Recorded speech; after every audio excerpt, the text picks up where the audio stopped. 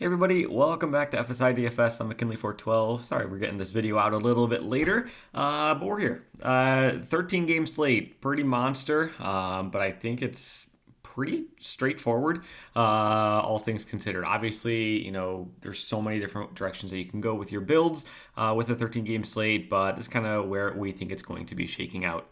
So we'll start with the pitchers, and wow, they really priced up these pitchers. I think Wheeler, Montgomery, Giolito, and Ober all got increased by at least 1,000 in their salary. Wheeler at 11.6 is just laughable.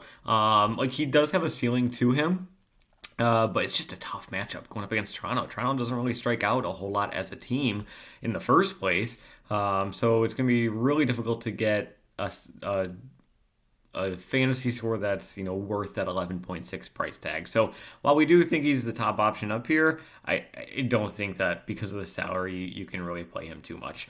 Montgomery and Giolito, Montgomery 11K. I don't know what's going on here either. His strikeout rate is just, it's barely conducive to a pitcher that's priced at 9.7K, and now he's at 11. It's just, I don't see how you can pay this much money for him, to be completely honest. Look at this. We were paying in the 8Ks for him 2 starts ago, and now all of a sudden he's 11K because he went 6 innings with 5 strikeouts against Oakland.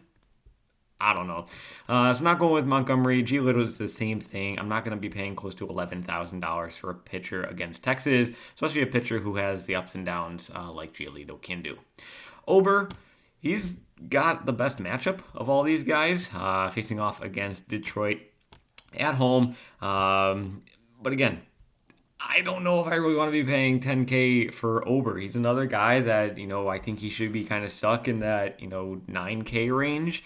So whatever DK did to their algorithm, I don't know. But really, these top 4 pitchers, I just don't really have much interest in at all. Waka's coming off the IL, but I don't really have any interest in anybody coming off of the IL. So really quickly, we're already down into the mid to, I guess, upper mid tier. Bobby Miller still 9.3K. So looking at the sheet here, though, you can see the high tier. This is where we have him ranked. Maybe even put over Wheeler, but I don't know. But when you factor in the salaries, I just don't like anybody in this high tier. I have a lot more interest in the guys in the mid tier, especially Pivetta and Kikuchi. These are probably my 2 favorite guys in terms of price point, salary, expectations, all that stuff. So I think Pivetta and Kikuchi are my favorite 2 guys. Pivetta on the road at Washington. Always got to be paying attention to Washington. Check the weather in this game. I'm not sure. Washington's ground crew, if you've been playing DFS for MLB DFS for a while, the Washington ground crew, you just cannot trust them. It can be a sprinkle at an hour before game time and then just be clear for the rest of the night and they'll cancel it. They've played in downpours as well. You just never know. But I do think that Pivetta at 7.8K, he has not been priced up at all. He's got a great matchup. You can see he does provide you with some form of a ceiling. He's gotten 8 and 10Ks in 2 of his past 3 starts. So Toronto, low strikeout team, not really looking too much into that. He was even able to suppress the Braves and their offense for 5 innings, which is absolutely astounding. But yeah, so I think Pivetta is probably going to be my number 1 option on the slate, given the price tag and everything. Behind him, I actually really like Kikuchi. He's been on fire these past handful of starts. You can see 4 of his past 5 games, only 1 earned run or less in all of them. He's got solid strikeout stuff as well. If getting 6, 7, 8 strikeouts is not out of the ordinary at all. Faces off against Philly. You never really know what you're getting with Philly. There's obviously some danger with them and the power that they do have in some of their bats. But at the same time, they got quite a bit of strikeouts in their lineup. They're not the highest strikeout team by any means, but it's still somebody that, I'm not going to be fading a pitcher just because they're going up against Philadelphia at all. So Kikuchi, he's been great. Nice floor. The past handful of starts, he's in a nice groove, a nice rhythm over the past month here. His salary did get priced up, a lot like the other pitchers, but I think his is a little bit more justifiable and easier to stomach than everything else. Behind them, Miller, same thing. I think he's fine. would still play a Miller over a guy like Wheeler at his salary price tag. But yeah, Elder Flaherty kind of wrapping things out. Down to the cheap tier, Hendricks, Hancock, probably the two guys I have interest in. Toussaint, maybe there a little bit with the strikeouts.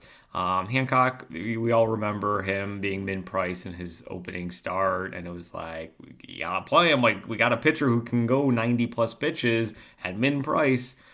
Let's try it out. And it worked out really well. Now he's got an even better matchup going up against Kansas City on the road. You do have to, where was I going with that thought? My thought completely escaped my mind. I don't even remember. Can't get it back now. But Hancock, he is 5.5K, so he did get a little bit of an increase in salary, but still, 5.5K for a pitcher who can go 90-plus pitches in a favorable matchup. You're going to have some interest in him there. Who's the other guy we say? Hendricks. Yes, Hendricks going up against the White Sox. What is going on with the White Sox, honestly? Hendricks, I think he's a solid real-life pitcher. DFS-wise, he's not as enticing in my opinion, but he does provide you with pretty solid floor. Again, another guy that got priced up about $1,000 in his salary. But so maybe you put Hancock over Hendricks or Hendricks above Hancock. Either or is kind of where things land. So turning towards the bats, Atlanta, Dodgers, Arizona, and Coors. Those are probably your big three, and kind of standing away from everybody else. Shocking. It's a slate where we're targeting Atlanta. I can't believe it. Can we just give them the title? Can we just do it? But yeah, so Olsen obviously is going to be your number one guy. Going up lefty-righty matchup against Severino. He just absolutely mashes right-handed pitching. Severino just a train wreck throughout the course of the season. Atlanta gets a little bit easier to do some big stacks. Nicky Lopez, he's back. He's going. So 2.5K. We finally got an Atlanta bat in the starting lineup that's below 4,000. So yeah, I mean, he really can open a lot of things up if you do want to go with that Atlanta stack. Harris is in there as well. Obviously, you want to go there. Rosario, he's cheap at 3.7K. You could go with him too. Really, honestly, you can go with anybody in Atlanta. And with Atlanta, I'm trying to think of where the build paths are going to be going. I don't see many people spending this much money for their pitchers in cash. I really think that it's probably going to be going closer down here towards Pavetta and guys like Flaherty, or even going Pavetta and a super cheap guy like Hancock at 5.5K. You can see, even if with these two pitchers in, even with a decent Atlanta stack, let's just throw in Acuna just because. Olsen, Acuna, Harris, Lopez, you still got 4.3K remaining for the rest of the bats. So you can really do whatever you want in terms of the bats. If you do want to go that route, maybe you don't go Hancock. I still think leave Pavetta in there. He's probably my top pitcher on the slate. But maybe you don't go there. Maybe you go Kikuchi instead. Still 3.4K remaining for everybody else, and that includes a catching position where you typically don't spend up too much. So it's totally viable to get in an Atlanta stack, especially because Nicky Lopez is there and he really opens everything up. After Atlanta, it's Arizona, and it's going to be the Dodgers. Arizona is in Coors Field against Block, right-handed pitcher. So I almost view them almost like a GPP play, just because you want the guys like Christian Walker, Perdomo, but I'm trying to think Nicky Lopez. He's dual eligibility, right? He's shortstop and in the outfield. Look at me, I'm talking to myself. Yeah, there he is. He's dual eligibility. So really, you can go Arizona and Atlanta mixture if you do really want to go that route. And then the Dodgers going up against Hauser. Hauser doesn't scare me too much. He's a pretty decent contact pitcher, so they should be able to, we'll say, light him up. Freeman, 6.2K. Do you want to go Freeman? Do you want to go Olsen? I'm going to be going with Olsen 9 out of 10 times in this slate, in these matchups. But Dodgers definitely have some affordability to them, especially with their left-handed bats as well. Outman, Peralta, Muncy, Freeman, all that kind of stuff. JD Martinez, he's day to day. Thing with the Dodgers, I always mention, I feel, is like when they're going up against a right-handed pitcher, is that JD Martinez actually has better numbers against right-handed pitching than pretty much any of the left-handed bats on the Dodgers. So don't be shying away from him just because it's a righty-on-righty matchup. Going to the GPP, let's kind of wrap things up. I don't want this to go too long. We're already kind of getting it uploaded late. It's going to be Seattle for GPP. And I think this is more so, it's a couple of things. Obviously, the matchup going up against Kansas City, or going up against Lyles. Lyles is a pitcher who should not scare you at all. Allows a lot of hard contact, solid contact. So they can certainly put up 6, 7, 8 runs, and it would not be shocking at all in the slightest. In Kansas City, when it gets hot in Kansas City, that ball really flies out of the park. And these guys have some pop in their bats for sure. They're also very affordable. So throwing in like a very throwing in a big like Seattle stack, if you do want to jam in like 5 of these guys, I'm just going to click the 5 most expensive guys here. I'm not going to go Marlowe. We'll go France. But throw in like 5 Seattle stack guys. We'll go over here. We'll go to the pitchers. Maybe this is when you can jam in one of these top guys. You're going to throw in Wheeler, and then maybe you go super risky with Hancock, 3.8K remaining. Because if you think that Seattle's going to do really well, maybe Hancock can get 5 innings and be in line for the win there.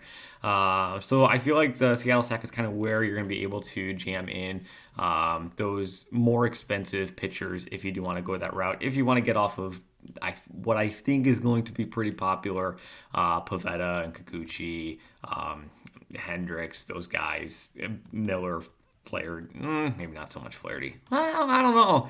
He did get traded, and he looked pretty decent in his 2 starts from being traded, so we'll see. But yeah, so I mean, that's kind of where everything shakes out. Minnesota, again, it's the same thing every slate, it feels. Minnesota, Oakland, they're too cheap. Atlanta's number 1. Just kind of where it is. So hopefully this helps you out in guiding you in the right direction on kind of where builds lie. I think it's going to be play kind of mid-tier pitching and then jam in the top bats for cash. And then for GPP, maybe, get off of Atlanta and the Dodgers. Maybe you go a little bit cheaper with Arizona, Minnesota, Seattle, and then throw in maybe one of these super expensive pitchers who shouldn't see too much ownership just because everybody's price tag is through the roof. So thanks for watching. Really do appreciate it. Good luck in your contest tonight, and we'll see you in the next one.